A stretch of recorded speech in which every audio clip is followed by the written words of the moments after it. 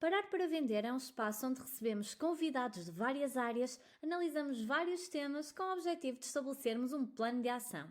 Se por um lado temos vendedores que defendem a típica expressão mais vale feito que perfeito, por outro lado há profissionais que recolhem e analisam bastantes dados antes de tomarem uma decisão. Proponho que reserve 1 hora para pensar sobre a nossa atividade, métodos de prospecção, identificação de necessidades, fecho, acompanhamento de clientes e estabelecimento de parcerias. Contamos convosco.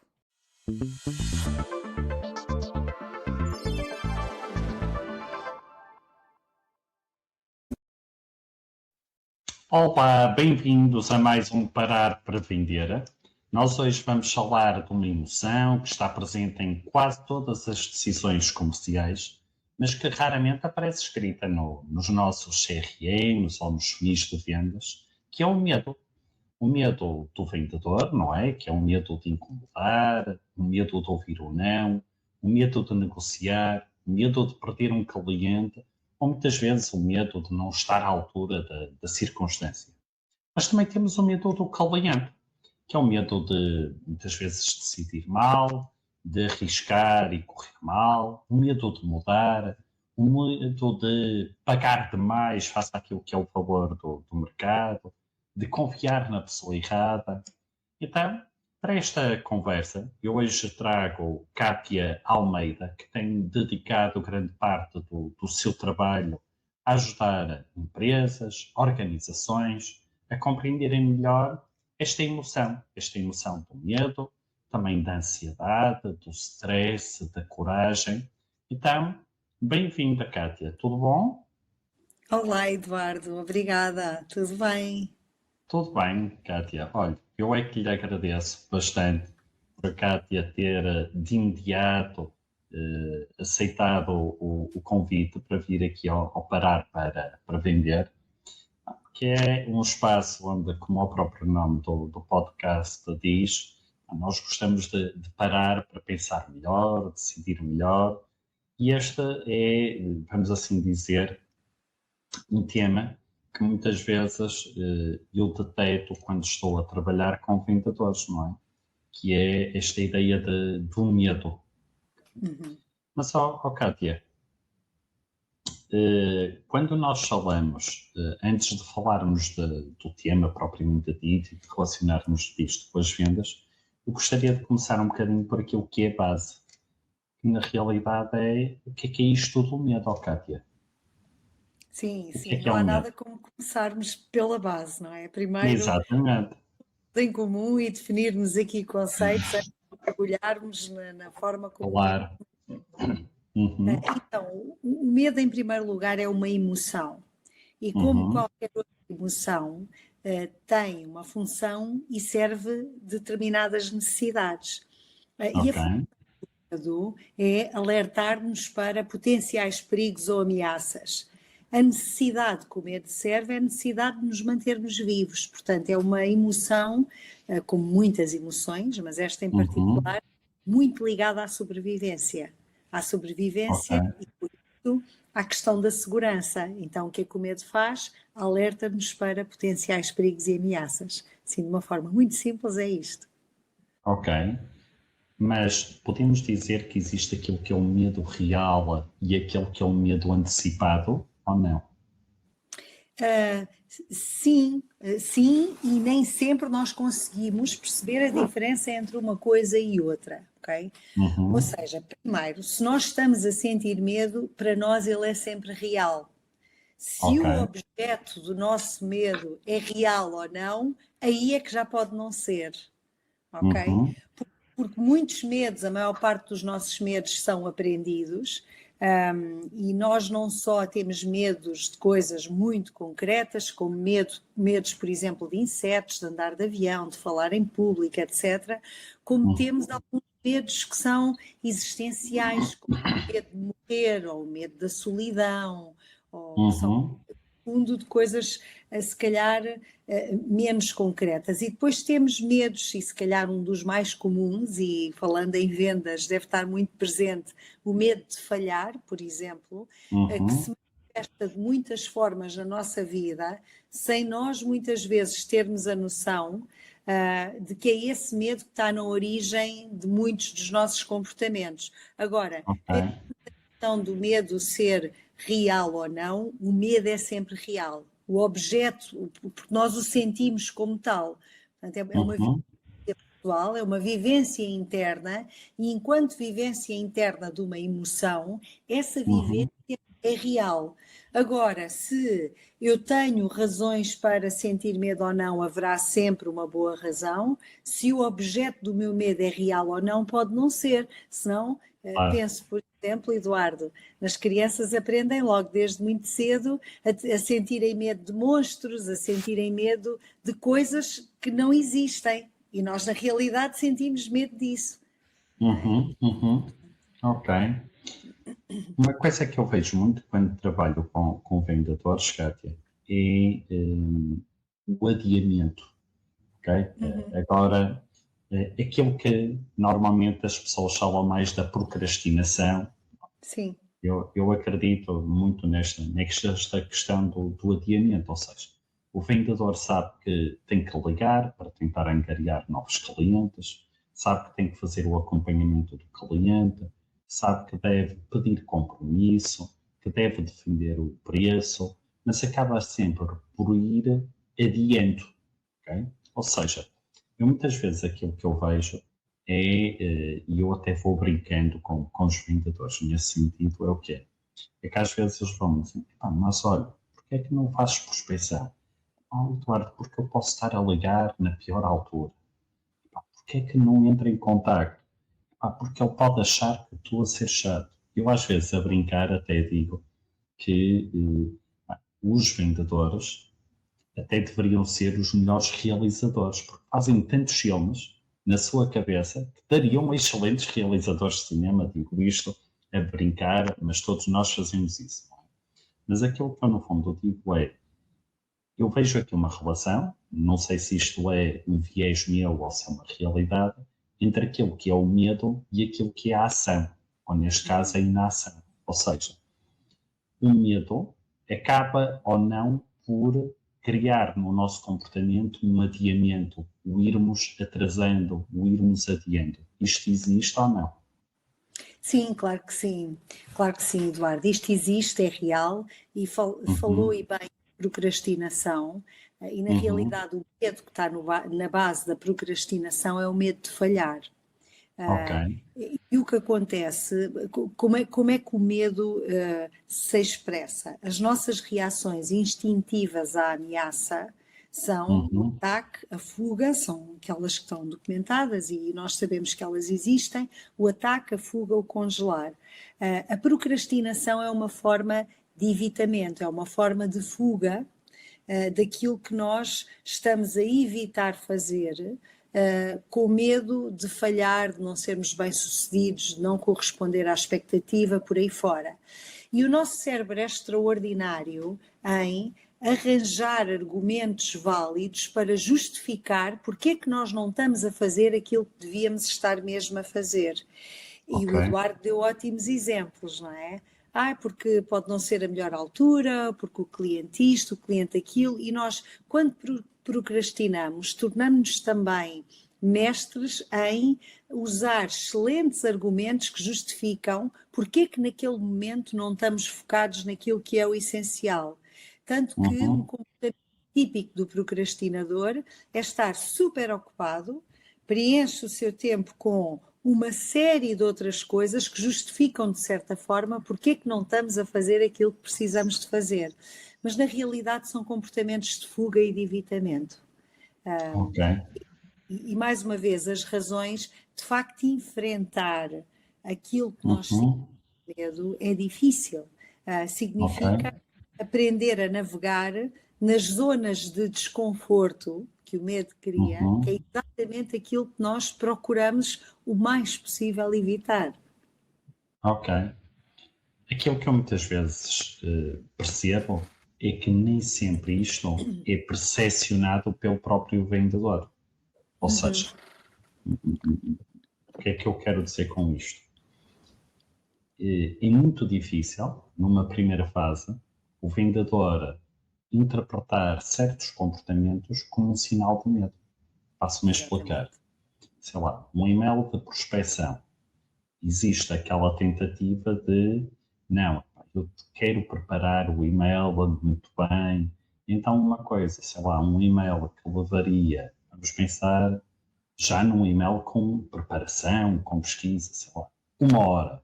É um e-mail que às vezes demora 3 dias para ser preparado. Okay? Ou seja, muitas vezes até o tentar contactar alguém, não, porque eu tenho a agenda cheia, quando na realidade hoje termos reuniões online é uma coisa perfeitamente normal, e uma reunião online, eu diria que 30 minutos é uma reunião online com bastante Zoom, que até deu bastante. Portanto, aquilo que muitas vezes acontece é como é que os vendedores, que sinais internos é que os vendedores podem, de alguma forma, ganharem consciência de que estão, provavelmente, a ser condicionados por essa emoção, que é o medo. Existe alguma forma das pessoas ganharem essa consciência? Sim, sim. A forma de ganhar essa consciência, eu acho que há aqui um momento importante de pararmos e termos uma conversa interna, de tentar perceber porque é que estamos a evitar, porque é que não estamos a fazer aquilo que deveríamos estar a fazer. E quando nós temos essa conversa, e a conversa é honesta, nós conseguimos perceber que se calhar na raiz está o medo de não ser bem sucedido, de falhar, por aí fora. Porque não é muito difícil chegar-se lá, neste exemplo específico. E de certeza que quem nos está a ouvir, que já passou por isso, consegue identificar-se com o que nós estamos a falar e consegue também perceber que se parar um bocadinho para fazer essa análise, consegue lá chegar. O que não quer dizer que toda a gente aceite que o que está a sentir na realidade é o medo de falhar, das coisas não correrem bem. Porquê? Porque nós, infelizmente, ainda fazemos uma aprendizagem errada e negativa do medo, como uma coisa má, uma coisa a evitar a todo custo, medo é um sinal de fraqueza, e nós desde muito cedo crescemos a ouvir estas mensagens sobre o medo. Então admitir que se sente medo, para algumas pessoas e em alguns contextos, tendo em conta o seu historial, é extremamente difícil. E nós podemos até conseguir reconhecer, mas vamos tentar evitar a todo custo assumir que isso seja verdade. Por todo o preconceito associado que eu acabei de dizer. Exatamente. Temos muitos preconceitos associados à aprendizagem das emoções, da forma como pensamos, a maneira como funcionamos, etc. Outro preconceito que também dificulta muito todo este processo é acreditar que podemos separar o racional do emocional. Eu continuo a ouvir isto vezes e vezes sem conta e, aliás, basta pensarmos quem é que já não fez aquela... Aliás, se calhar todos nós vamos responder que sim a esta pergunta, que é quando tenho que tomar uma decisão, pensar, eu tenho que ser racional e pôr as emoções de lado. Quem nunca, não é? Se calhar todos nós já pensámos desta forma. E isto nem sequer é natural para nós. Qualquer decisão importante, complexa, é acompanhada de dúvida, de incerteza, de preocupação, de medo até, de ansiedade. Tudo o que eu acabei de descrever são emoções. Portanto, todas as emoções, sem exceção, são informadas pelas nossas emoções, onde não há uma dissociação do pensamento. Portanto, parte do processo é nós compreendermos que esta ideia de pormos as emoções de lado para conseguirmos funcionar melhor é um contrassenso em relação à nossa própria biologia. E é verdade, é completamente verdade.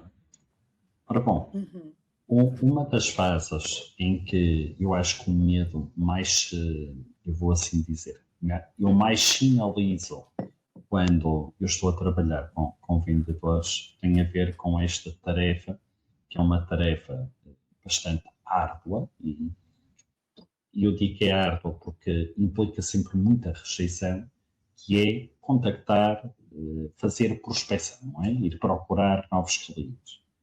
E muitas vezes aquilo que eu ouço é: eu não quero incomodar o Eduardo. A mim faz-me imensa confusão incomodar as pessoas. E assim, do ponto de vista emocional, o que é que pode estar aqui por trás deste medo? Ou seja, é o medo da rejeição disfarçado de respeito pelo tempo do outro? O que é que pode estar aqui por trás? Eduardo, nós aqui tocamos noutro ponto. Claro que os medos Uhum, nunca vêm sozinhos, não é? E há sempre claro. não só vários medos juntos, como uma série de outras emoções. Mas aqui tocamos Uhum, no ponto que anda de mão dada com os medos, que são as nossas crenças. Ou seja, uhum, e as crenças muitas vezes são inconscientes e manifestam-se nestas coisas que nós dizemos, como eu não quero incomodar a outra pessoa, ou seja, eu tenho a crença que se calhar ser vendedor ou tentar vender alguma coisa é estar a incomodar os outros e os outros não querem ser incomodados. Portanto, se eu tiver esta crença, e ela pode haver até uma série de outras muito mais alicerçadas no medo, que depois se manifestam desta maneira, mas eu vou-me sentir sempre desconfortável cada vez que eu estiver a abordar alguém enquanto vendedora, porque eu acredito que estou a incomodar. uhum. Okay? Portanto, isto vai alimentar ainda mais uma série de outros medos. Agora, o que é que vem primeiro? Não sei, isto aqui teria que se analisar quase caso a caso para tentarmos perceber para cada pessoa de onde é que vem este registro e porque é que a pessoa continua a alimentar esta Uhum, ideia de que pode incomodar ou que não deve uhum. incomodar. Eu muitas vezes associo este medo, este receio, eh, a uma coisa, e volto a dizer, até pode ser um preconceito meu, mas associo Uhum. muito isto às pessoas não darem valor àquele que é o seu próprio trabalho. Ou seja, no outro dia, Kátia, até estava a trabalhar com uma profissional de saúde que não tinha tanto a ver com a prospecção, mas que tinha a ver com o facto dela começar a pedir referências, testemunhos. Sim. Eu disse assim, ok, olha, diga uma coisa, pedir testemunhos era uma coisa importante, porque é que não o faz? Epá, acho que é aborrecido fazer. Eu digo, ok, olha, diga uma coisa, porque é que foi para essa profissão? Para ajudar as pessoas. E não acha que se obtivesse esses testemunhos, iria conseguir ajudar mais pessoas? Parece que esta pergunta, naquele momento, para ela, passou a fazer todo o sentido. Ou seja, de repente, deixou de ter o peso de incomodar para passar a ter o peso de ajudar mais os outros. Ou Sim. seja, eu acho que muitas vezes o facto das pessoas obterem aquilo que é outra perspectiva, outra abordagem, faz com que muitas vezes aquele peso que existe, não é? Do incomodar, de ser chato, de ser aquele vendedor da banha da cobra, deixe de existir, porque eu estou a ajudar, não é? Nós Uhum. agora vamos falar de uma coisa que é a rejeição, não é? Que é uma coisa que faz parte, vamos assim dizer, do dia a dia dos vendedores. Eu costumo dizer, um vendedor que não ouve não é porque não está a fazer o seu trabalho. Algo de errado está a Exato. acontecer, não é? Mas bom, porque é que, como é que se justifica que a rejeição possa ser vivida quase como uma ameaça pessoal, um ataque à pessoa? Porque é que existe esta ideia de que a rejeição da venda é muitas vezes interpretada como um ataque pessoal? Uhum. Eduardo, nós quando falamos em rejeição, nós estamos a ir Uhum, aqui às nossas necessidades básicas e fundamentais. Ou ok. seja, dentro das necessidades universais psicológicas, uma das mais importantes é a necessidade de pertença, que é tão Uhum, importante para o ser humano quanto a questão da alimentação, do sono, por aí fora. O que é que eu quero dizer com isto? Se nós pensarmos nos nossos primórdios, desde que existimos praticamente enquanto seres humanos até agora, e principalmente quando vivíamos em tribos, a rejeição era sinónimo de morte certa. Ou ok. seja, se nós pensarmos na altura em que vivíamos em tribos e dependíamos da tribo para caçar, para nos protegermos, para estarmos seguros de guerras com outras tribos, por exemplo, qualquer pessoa que fosse rejeitada pela tribo não sobrevivia. Portanto, isto está intrinsecamente na nossa estrutura enquanto seres humanos e muito ligada também aqui à necessidade de pertença, de sentir que fazemos parte, que somos aceitos pela tribo, que isto é sinónimo também de segurança. E então, não é por acaso que o medo da rejeição é um medo que é tão esmagador para a maior parte das pessoas. Porque ele faz parte daqui dos nossos primórdios e pode mesmo, continua a representar um risco muito grande para a sobrevivência. Claro que nós hoje em dia podemos pensar assim, ok, mas hoje em dia ninguém morre porque é rejeitado. Certo, mas isto, a nossa estrutura do medo, que está alicerçada no sistema nervoso central, no simpático e no parasimpático, isto aqui, estes termos, só para também percebermos de onde é que isto vem, não é? O sistema nervoso simpático é o nosso sistema de alerta, que é onde o medo atua.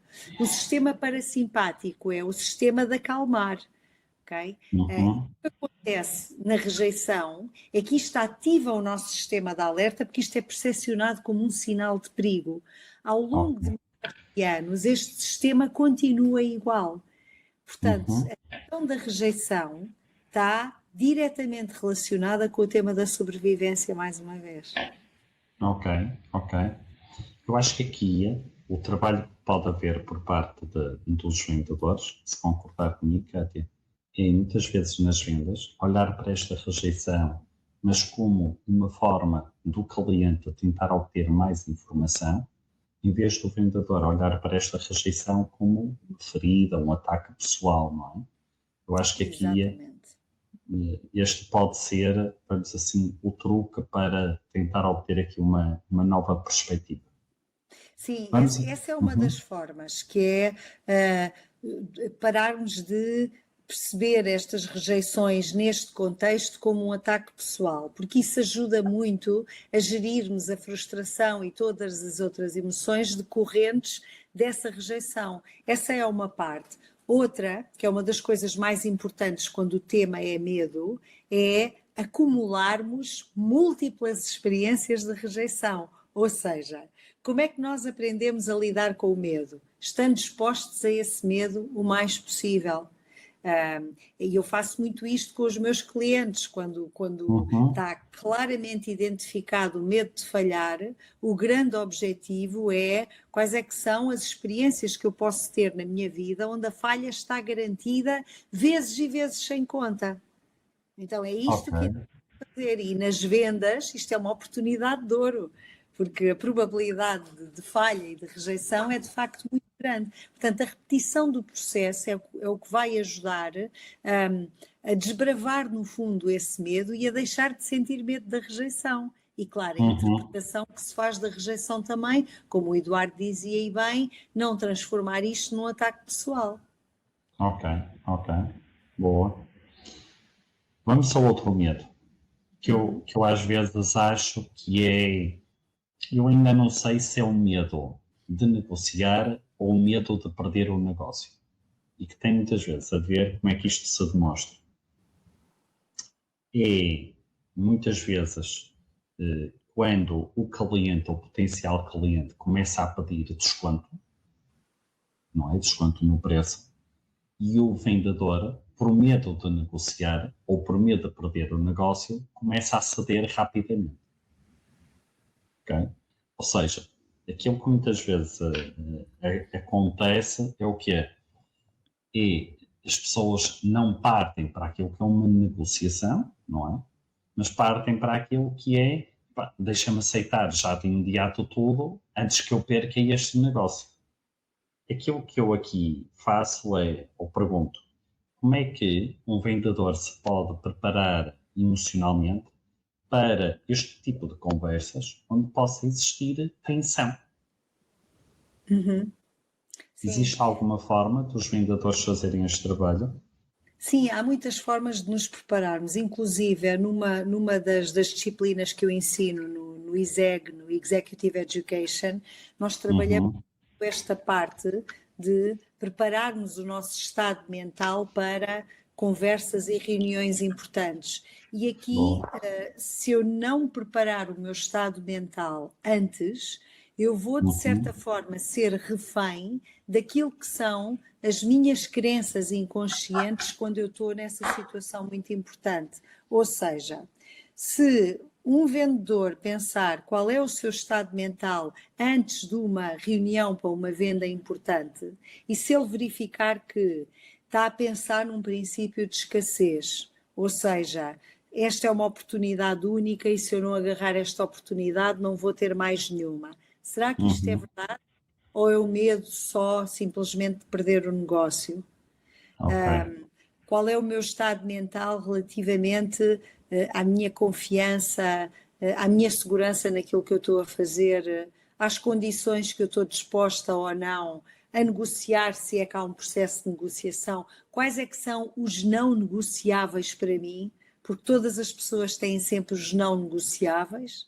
E não fazemos esse exercício de perceber aonde é que nós estamos, porque se nós partimos para uma reunião e um processo de negociação com um estado mental negativo, isso vai se refletir no meu comportamento, e isso é uma parte que eu depois, no momento, se calhar, tenho dificuldade em controlar, ao nível no comportamento e depois naquilo que eu digo, a maneira como eu abordo as coisas, a insegurança, a hesitação, a questão do hesitar, o ser apanhada de surpresa muito facilmente com aquilo que me podem dizer porque eu não fiz essa preparação antes.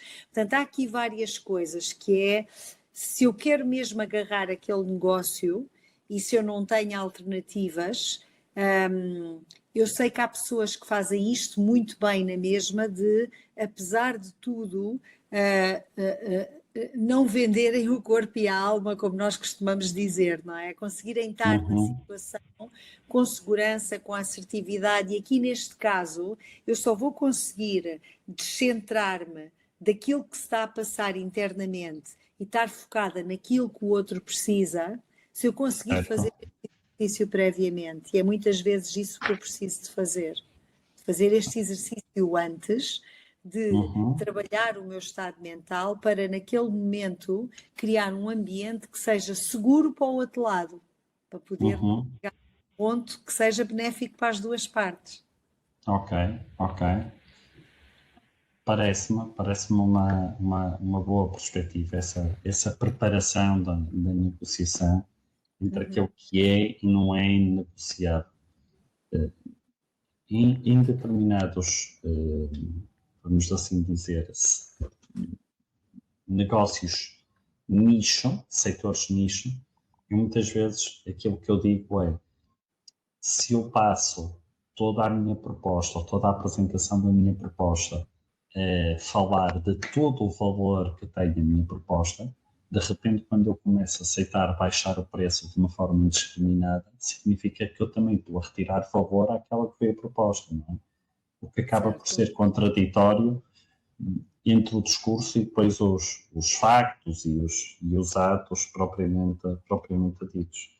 Mas sim, excelente perspectiva. Ora, bom, falamos muito daquilo que é o medo dos vendedores, não é? Daquilo que é, e este podcast, como é seguido por muitos vendedores, eles facilmente, se calhar, identificaram-se com aquilo que nós acabamos aqui de falar, mas muitas vezes eu acho que os vendedores estão tão focados naquilo que é o seu próprio medo, que muitas vezes não percebem o medo que também pode estar do outro lado da mesa, não é? Ou seja, quando os clientes ou potenciais clientes também têm que tomar uma decisão que é importante para eles, para as suas empresas, como comprar, mudar de fornecedor, investir, aceitar ou não uma proposta, também há medos que podem surgir. Claro. Aquilo que eu, no fundo, lhe quero questionar, Kátia, é, muito bem, do lado do potencial cliente, do cliente, que medos é que também podem surgir e de que forma é que os vendedores se devem ou não devem adaptar o discurso exatamente a essas interpretações que vão sentindo do outro lado. Eduardo, ao final do dia nós somos humanos e espelhamos muito as emoções uns dos outros. Uhum. Aquilo que eu estou a sentir como medo é um bom espelho daquilo que provavelmente do outro lado também se estarão a sentir. Ok. Que pode ser por razões diferentes, mas é muito natural nós termos aqui medos que são comuns. Uhum. Medo de fazer uma má escolha, de tomar uma má decisão, disto não correr bem, um medo reputacional, nós muitas vezes não falamos nisto, ou há aqui alguma dificuldade às vezes de se abordar a coisa desta forma, mas nós temos um medo muito grande de perda de estatuto, por exemplo. Ok. E na questão das vendas, principalmente se fizer, quem está a comprar, se faz aqui um mau negócio, isto tem um impacto muito grande, pode ter um impacto muito grande na empresa ou no lugar onde essa pessoa está, em relação à forma como é vista pelos outros. Okay? A questão do Ok. estatuto, mais uma vez. E aquilo que todos nós precisamos quando sentimos medo, e isto é universal, o que todos nós precisamos é de sentir segurança. Ok. E aqui o fator-chave é como é que quem está a vender de uma forma honesta e transparente consegue criar no outro uma percepção de segurança. Uhum. E se houvesse alguma coisa em que um vendedor pudesse estar focado, eu diria que era isto. Agora, Ok. o que é que faz com que a outra pessoa do outro lado se sinta segura? Para pessoas diferentes nós vamos encontrar coisas diferentes, mas há coisas que são, se calhar, que podemos generalizar. A inconsistência, por exemplo, causa uma insegurança muito grande. A Uhum. falta de clareza, a mudança das regras do jogo a meio do jogo, sem se perceber porquê. Porque, Claro. repare, hoje em dia, se calhar é Uhum. mais comum que era há uns tempos haver uma mudança das regras do jogo a meio do jogo, quando há processos de negociação que duram muito tempo, que é o mundo em que vivemos, ok? Agora, haver transparência e clareza do porquê dessa mudança, isso aumenta a confiança. Ok. E há pessoas às vezes que exageram nesta tentativa de querer agradar ao outro. E isso também não inspira confiança. Afasta, não é? Forçado. Assusta. Sim, isso é assustador também, porque não nos podemos esquecer que muitas formas de sedução e de persuasão são técnicas de combate também, não é? Portanto, o nosso sistema de alerta vai disparar para isso. Vai estar alerta também para tudo aquilo que não nos soa bem por excesso. Uhum. Eu acho que muitas vezes os vendedores até conseguem detectar que o cliente do outro lado necessita de segurança, mas depois não sabem, como é que eu vou dizer, não sabem trabalhar exatamente este processo de confiança e segurança do outro lado. Sei lá, coisas que me deixam arrepiado quando às vezes estou a trabalhar com vendedores. É quando eles notam, por exemplo, do outro lado existe esta insegurança e quando se apercebem disso dizem coisas como o senhor tem que confiar em mim. Epá, Pois, quer dizer, ninguém vai ter confiança depois de alguém dizer tem de confiar em mim, exatamente. não é? Exatamente. Ou seja, eu acho que muitas vezes, e voltamos àquilo que a Cátia estava a dizer, que é nós vamos sempre espelhando, vamos sempre percebendo, há pessoas que poderão estar mais ou menos atentas, mas vamos sempre percebendo como é que do outro lado as pessoas vão sentindo, mas depois a forma de trabalhar, eu acho que é algo que é importante, as pessoas, lá está, voltarmos àquilo que há um bocado estava a dizer, se calhar também antes, nessa abordagem que é, quando o meu cliente estiver a sentir-se inseguro, o que é que eu posso utilizar? Que testemunhos é que eu posso utilizar? Que exemplos é que eu posso utilizar? E eu creio que essa preparação também pode ajudar muito para estes momentos cruciais, não Pode. Não só isso, mas também dizer à outra pessoa o que é que pode correr mal e se correr mal, o que é que eu vou fazer? Qual é a minha resposta? Boa. Como é que eu resolvo isso? Principalmente se as pessoas já estão a identificar aqui os seus receios e o que é que acham que pode correr mal. Aliás, eu está-me a vir à cabeça aqui um exemplo, porque está muito presente, Vamos não a é? isso. Porque estou aqui a planear férias e vou muito a sites como o Airbnb, o Booking, por aí fora. E agora pergunto eu, Eduardo, o que é que me faz, por exemplo, se eu tenho duas casas que têm o mesmo preço, o que é que me faz optar por uma em vez da outra? Partindo do princípio que as condições são idênticas, o mesmo preço, o que é que me faz optar por uma em vez da outra? Por São exemplo, o Airbnb. no meu caso, é avaliações de pessoas que já estiveram, quer num sítio, quer Exatamente. noutro.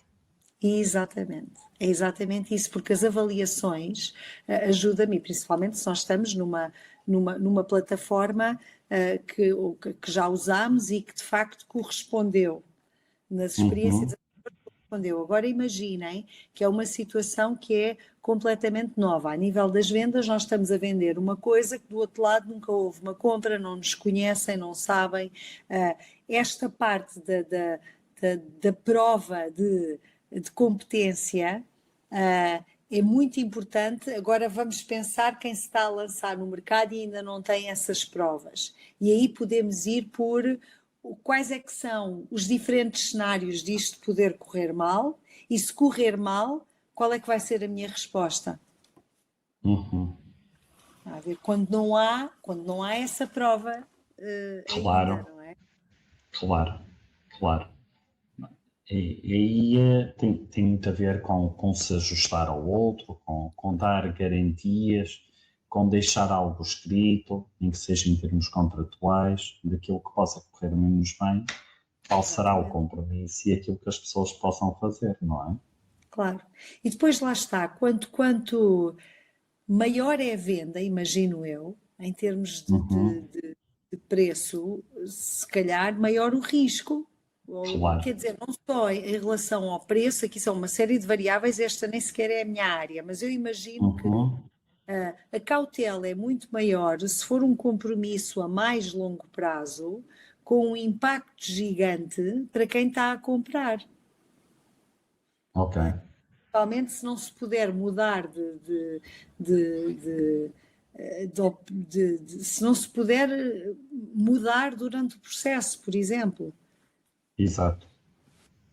Não é? Eu penso, por exemplo, aqui coisas interessantes e que se calhar quem não é vendedor, mas quem é consumidor também se vai identificar com isto. Quase todos nós, ou se calhar todos nós, temos um contrato para a internet, TV em casa e essas coisas todas, telemóveis, etc. Se nós formos ver as operadoras do mercado, a maior parte oferecem pacotes idênticos. Uma dá mais uma coisa, outra dá mais Sim. outra. A nível de valores, a coisa vai andar toda muito por ali. E é muito interessante nós pensarmos nisto. O que é que nos faz optar por uma e não outra? Okay? Há pessoas que, sendo que há uma obrigação de um contrato a 2 anos. E neste caso, o que é que nos faz optar por uma e não por outra? E muitas vezes o diz que disse, ou termos tido uma má experiência, ou alguém próximo que teve uma má experiência com ela, ou com esta ou com aquela, é o suficiente para nós optarmos por outra, se calhar, não é? É verdade, é verdade. Olha, eu no meu caso, vou ser muito sincero, nunca tive, não conheço nem sequer a cara da minha gestora de telecomunicações, mas ela é, sem sobre dúvida nenhuma, motivo para eu trabalhar com a operadora com quem trabalho. Pronto. Porque já houve uma série de situações e foi ela própria que me veio alertar, sei lá, para consumos mais elevados de internet e oferecer soluções, por aí fora. Boa. Portanto, lá está. Por muita tecnologia que existe, eu quero continuar a acreditar que vão ser os fatores humanos que vão influenciar as nossas decisões. É isso mesmo. E é isso que nós, ao final do dia, não nos podemos esquecer. Portanto, se há algum tipo de treino que é importante, quem está nesta área de negócio, se calhar fazer, é muito este trabalho de empatia, de conexão com o outro, de questão da linguagem, por aí fora, porque são coisas que são muito importantes, porque é isto, nós somos muito sensíveis à forma como o outro comunica, como se relaciona, como está, e isso tem um impacto muito grande. Boa, boa. Ora bom, vamos então agora para outro ponto que tem a ver quase, eu agora, se eu disser alguma asneira, corrija, está bem? Tá Eu bem. não quero sofrer ataques de ninguém, que é, vamos acreditar, ou eu, que o oposto do medo seja a confiança. Dito de outra forma, existe uma relação entre o medo e a confiança ou não? Existe uma relação entre o medo e a confiança, não é necessariamente o oposto. Ok. Okay? Pronto. Pensarmos nisto como oposto é quase sinónimo de se eu sentir medo não sinto confiança, se eu sinto confiança não sinto medo, e isto não é verdade. Okay? Uhum. Aliás, a confiança é uma coisa que se vai trabalhando na insegurança, e é isto que as Ok. pessoas muitas vezes não têm a noção, que é, e eu ouço isto muitas vezes, que é quando eu me sentir mais segura, quando eu sentir confiança, então eu vou fazer. O que Uhum. tem de comum com o medo é que trabalha sem ação. Ou seja, a forma como eu vou desenvolver a minha confiança é agindo também no desconforto. Isto significa que quando eu começo a agir para aumentar ou melhorar a minha confiança, eu provavelmente estou a sentir medo. Ok. E muita confiança não vem tanto da ausência de medo, mas vem mais, se calhar, da experiência, da competência, mas mais importante ainda, da minha Uhum. crença na minha capacidade em continuar a desenvolver competência. Isto é um aspecto que é muito importante, porque às vezes pensa-se na confiança como uma coisa quase fechada em si própria. Eu sou uma pessoa Uhum. confiante, quando na realidade a melhor forma de se continuar a desenvolver a confiança não é só com base naquilo que eu já fiz e que já construí e que sei, mas essencialmente Uhum. crença para continuar a desenvolver competência. Ok. E para Então isso vamos ver. é normal sentir. Eu associava uma coisa com a outra, porquê? Porque muitas vezes, sei lá, quando eu já tinha ganho muita experiência em, sei lá, contactei já milhares de empresas em prospeção. Ok. Essa experiência vai-me dando confiança, ou seja, é normal que Certo, eu sinta menos medo. Ok? Daí eu certo. associar uma coisa com a outra. Ou muitas Uhum. vezes, sei lá, olha, qual é a dificuldade que tens em apresentar uma proposta? Sei lá, não me sinto confortável naquilo que vou dizer. Ok, então olha, e se preparássemos aquilo que tu vais dizer? Então, ao ganhar essa confiança, eu achava que daí é que o medo teria ou iria reduzir, daí eu achar que uma coisa iria contrabalançar com a outra. Mas já Sim, percebi que. sim, efetivamente o medo reduz com a Uhum. preparação e com a ação que me permite aumentar a minha percepção de confiança. Isso de facto Ok, ajuda a reduzir o medo. Agora, se pensarmos bem, a confiança também me pode ajudar a dar saltos maiores do que as pernas que eu nunca dei. E isto vai ok, ativar. ok. Olha, temos aqui dois comentários que eu acho que são pertinentes. Ok. Vamos Uhum. então ver aqui. O António Cerdeira, sem Sim, sombra de dúvida, a tecnologia potencia a produtividade, permitindo que os vendedores se concentrem no que é mais importante: acompanhar e servir melhor os clientes. Suponho que certo. estamos de acordo. A Uhum. Filomena coloca aqui uma questão que eu acho que é pertinente, que é: e o excesso de confiança também pode ser mau? A Filomena não está aqui a perguntar, mas eu quero encarar isto como um excesso de confiança, aquele excesso de confiança que parece já quase a roçar a arrogância, não é? Sim, sim. Eu parece-me que será relativamente fácil nós assumirmos que isso é uma coisa má, ok? Porque quando há esse excesso de confiança, isso pode toldar a nossa capacidade de fazer uma análise a 360 graus e ficamos Ok, autocentrados e se calhar avaliamos menos o que está à nossa volta ou estamos menos atentos ao que acontece à nossa volta e preparamos-nos pior ou não nos ok, preparamos de todo. Eu já vi faz isso muitas sentido. vezes já acontecer.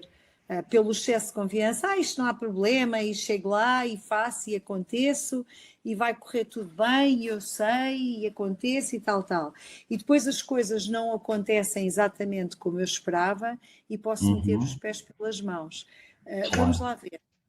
A experiência Uhum, é muito importante para eu, numa situação nova, ter a capacidade uhum, de improvisar e de ter a confiança suficiente para acreditar que vou conseguir desenrascar-me e sair da situação. E isso é ok. muito importante. E a experiência dá-nos isto. Mas uma confiança cega, em excesso, vai Uhum, ficar um bocado cega, entre aspas, para o contexto, para o que está a acontecer à minha volta, etc. Porque excesso de confiança é uma coisa que é muito autocentrada. ok. E vai-me retirar até aquilo que eu acho que é importante em qualquer vendedor, que é a capacidade de escuta ativa, de observar o outro, Exato. e se calhar até acontecer uma coisa que, que é não estar atento também aos medos do meu cliente. Olha, ó Kátia, a conversa está a ser boa, porque eu de repente olhei para o relógio e assustei-me. Já passaram quase 50 minutos da nossa conversa. Sim. E nós ainda temos aqui mais assuntos para conversar, mas eu acho que é importante também, Kátia, falarmos daquilo que é o seu projeto. O, Uhum. o site está aqui no katialmeida.pt e Sim. aqui o seu grande projeto é assim o Beyond Fear, não é? O Para Beyond além Fear. para além do medo. Então, ó Sim. Kátia, quer-nos falar um pouco deste projeto e o que é que faz com ele? Sim, falo sim. Portanto, isto é a minha empresa, a Beyond Fear, Uhum, e isto uhum, foi depois de mais de 2 décadas a trabalhar na liderança de organizações do terceiro setor, da inovação social, que eu larguei de certa forma esse mundo e dediquei-me aqui à parte de trabalhar o medo, porque eu percebi ao longo de praticamente toda a minha carreira que o medo está muito na base da resistência das pessoas em saírem das suas zonas de conforto e em conseguirem lidar com a adversidade, com a mudança, por aí fora. E trabalho uhum. deste tema há muitos anos, não é? Eu tenho 53 anos, portanto já trabalho há muito tempo e já me dedico a isto há muito tempo. E então, neste momento, o meu foco é muito ajudar as pessoas a normalizarem o medo através da Uhum, da sua relação com esta emoção. E com isto normalizar não só o medo, mas também o stress e a ansiedade. E o que é que eu faço na realidade? Eu dou palestras, trabalho muito com empresas, dou aulas bom, no Executive Education do ISEG e da Católica, da Universidade Católica, uhum, psicologia clínica. Portanto, estas são, digamos assim, as minhas atividades centrais. Gosto muito do trabalho do um para um. E boa, há muito tempo que eu trabalho com líderes, ainda quando estava na liderança de organizações de terceiro setor na inovação social, e gosto muito deste trabalho de ajudar as pessoas a compreenderem-se, a desbloquear uhum, e a encontrar e a desenvolverem ferramentas e estratégias para conseguir, no fundo, alcançar os seus objetivos. E claro, as palestras é das coisas que eu mais gosto de fazer, adoro falar sobre este tema, então tudo o que tem a ver com o tema do medo. Não falo só no tema do medo, mas é um dos temas pelos quais nestes últimos anos tenho sido muito solicitada para conversar. Tenho uma newsletter que é as conversas com o uhum, medo, onde é assim aquele meu projeto de coração, que foi, lá está, quando decidi mudar de vida cheia de medo, foi o primeiro projeto que eu decidi lançar na altura, com muito medo de pôr cá fora a escrita e aquilo que estava a falar sobre o assunto, e na realidade é uma newsletter que eu mantenho já há 4 anos com publicações semanais, portanto todas as semanas sai uma newsletter e é Boa. sempre temas relacionados aqui com o medo, e adoro de facto esta parte do meu trabalho também. Pronto. Também há o canal do YouTube, pelo que eu estou aqui a ver, não é? Exatamente, sim. Tenho o canal do YouTube, estou presente no LinkedIn, no Instagram, portanto, estou Uhum. presente nas redes sociais. Ainda agora, esta semana, também aqui, título de curiosidade, a minha newsletter desta semana é dedicada ao emocionário do medo. Portanto, decidi lançar aqui uma espécie de um emocionário do medo, a falar de várias intensidades de medo e o que fazer de acordo com essas intensidades. Portanto, é aqui para dar aqui alguma... Boa, Kátia. Temos aqui mais um comentário do Tiago Cerqueira, em que então diz: excelente perspectiva, sendo comercial, muitas das vezes o medo de executar uma determinada tarefa levava-me semanas a pensar até começar a agir. No fundo, a adiar o que terei que fazer derivado ao sentimento do medo ou será insegurança. Facto é que, assim que começa a agir, o medo transforma-se em ansiedade positiva e, de facto, no final de uma chamada ou reunião, a confiança dispara e sinto-me pronto para a próxima tarefa.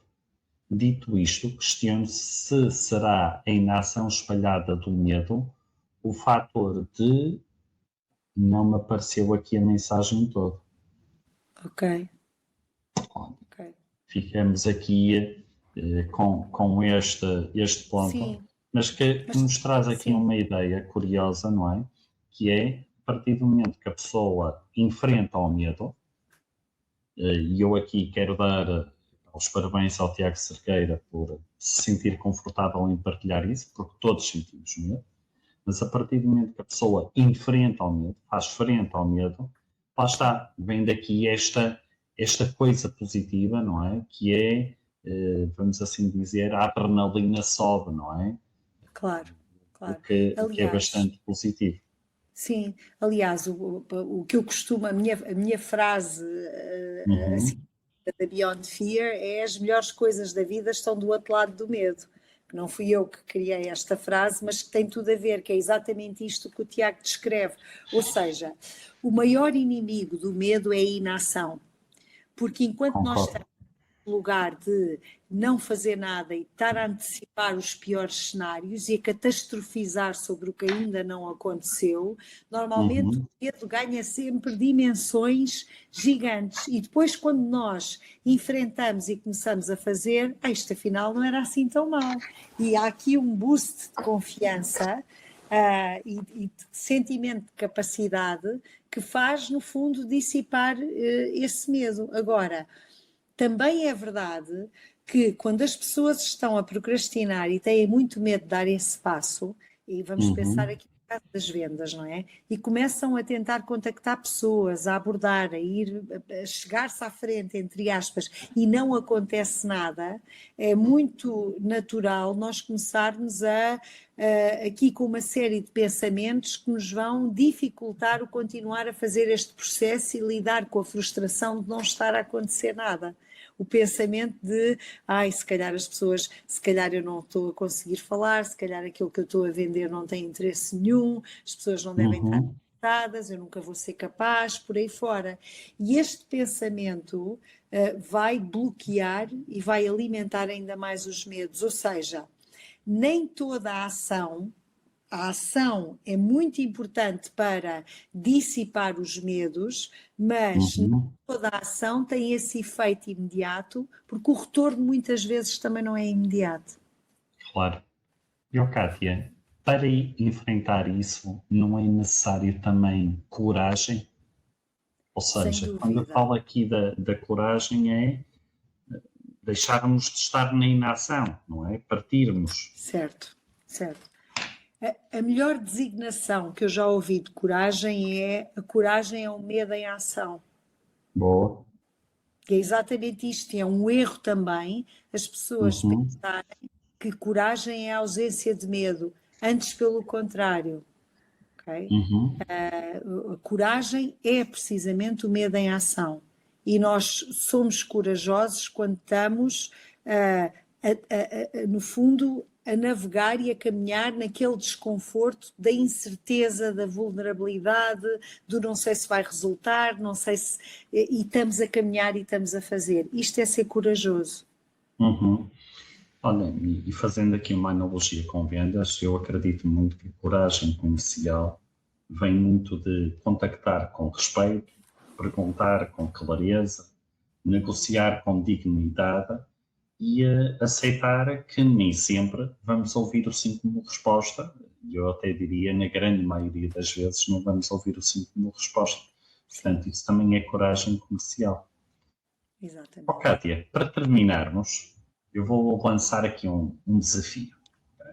E qual é aqui este desafio? Vamos imaginar que, olha, há aqui um vendedor que nos está a ouvir e está bloqueado antes de conseguir fazer uma chamada.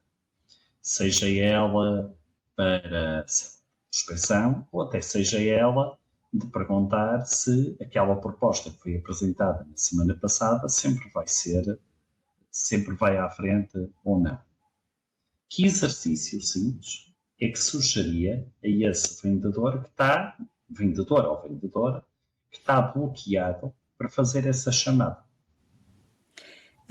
Isto é quase a mesma coisa do que antes de entrarmos no palco a sério, nós precisamos de ir aos ensaios, não é? Uhum, E no fundo o que eu sugiro a este vendedor é ensaiar. ok.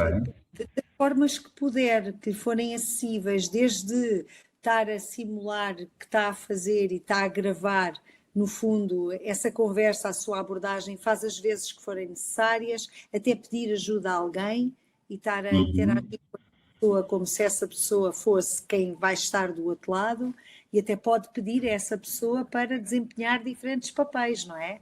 Da pessoa resistente, da exatamente. pessoa receptiva, da pessoa o que for. Portanto, ensaiar, treinar, treinar, treinar. É a melhor forma de desbloquear Boa. e passar a ação dessa forma. Isto até pode ser de uma forma faseada. Há pessoas que se sentem mais confortáveis no treino começar a escrever. Então escrevem o guião. Depois a seguir Uhum, se é uma conversa telefónica, então é muito importante saírem só da escrita boa. e falarem para o Uhum, telemóvel, gravarem aquilo que estão a dizer, as vezes que forem necessárias, porque as primeiras vezes, isto é como na escrita, as primeiras são os drafts de porcaria para irem para o lixo, para não dizer outra palavra, não é? é Os verdade. primeiros drafts são de porcaria, é mesmo assim, é mesmo deitar fora, é mesmo pôr cá tudo fora, incluindo o lixo mental. E é isso que Uhum, vai ajudar depois a ganhar clareza. boa. Ok, eu acho que estamos todos a ficar com uma ideia que e espero, pelo menos é a consciência que eu estou a ter e espero que quem nos está a ouvir e quem nos vai ouvir depois, quer no Spotify, no Apple Podcasts ou no YouTube, também fique com esta ideia. É que vender não é de todo eliminar o medo, mas é aprender a reconhecer o medo, o nosso Exatamente. e outros potenciais clientes. Exatamente. Oh, Kátia, eu quero lhe agradecer muito por esta conversa. Foi uma conversa bastante frutuosa e ficou aqui uma ideia então importante. No processo comercial, o medo está dos dois lados. Está no vendedor quando evita contactar, negociar ou pedir um compromisso. Está do lado do cliente ou do potencial cliente quando hesita, quando adia, quando resiste também à mudança. E vender melhor, repetindo-me aquilo que acabei de dizer, passa por não ignorar o medo, não dramatizar o medo, mas aprender a escutá-lo, aprender a ganhar coragem para agir mas eu aqui vou dizer para agir com mais consciência, não é? Não com uma Exatamente. impulsividade, mas agir com consciência. Com consciência, Porque, sim. exatamente, porque fala-se muito de técnicas de vendas, que efetivamente vender exige uma técnica, mas eu acho que, sem dar via dúvidas, hoje também ficou claro que vender também exige segurança, confiança e coragem. Sim, sim. Que vêm com a prática. Uhum, exatamente. Kátia, eu quero lhe agradecer bastante. Olha, não fui o único a gostar, a Filomena Freire também está aqui a agradecer. Kátia, Obrigada. muito obrigado pela sua participação, pelo enorme contributo que trouxe e desejo-lhe o maior sucesso para o seu projeto Beyond Fear. Muito obrigado, Kátia. Eduardo, muito obrigada, foi um prazer e parabéns pelo excelente trabalho que está a fazer aqui com o seu podcast, porque eu sei que este é só um dos muitos episódios que têm trazido aqui conteúdo muito, muito importante para quem está neste mundo das vendas, que é de facto um mundo às vezes ingrato e violento também. Parabéns pelo seu contributo, Eduardo, obrigada. Obrigado, Bill. E olha, o seu foi o episódio 77. Portanto, olha, Boa. 77. Muito bom. Muito obrigado. Obrigada, Eduardo.